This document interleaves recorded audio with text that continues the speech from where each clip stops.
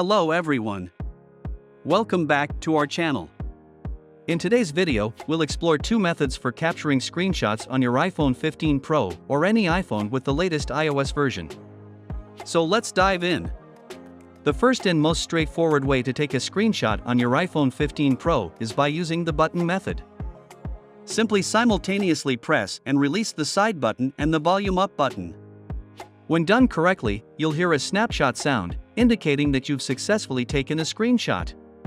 After capturing the screenshot, you can perform various actions with it. You can edit it using the available tools, mark it up, and more. Once you're satisfied with the screenshot, you can tap on the arrow icon to share it, send it, print it, or add it to various applications.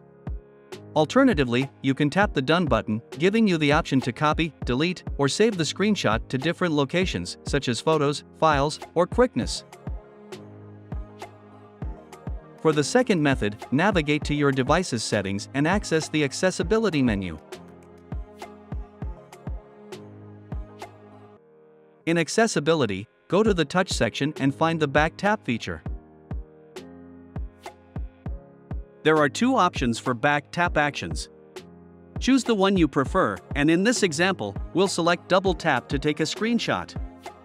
Then select Screenshot. Now, whenever you want to capture a screenshot, just tap twice on the back of your iPhone, and it will function similarly to the volume up and side button method. After capturing the screenshot, you can perform the same actions as mentioned earlier, including saving it to your Files application for easy access.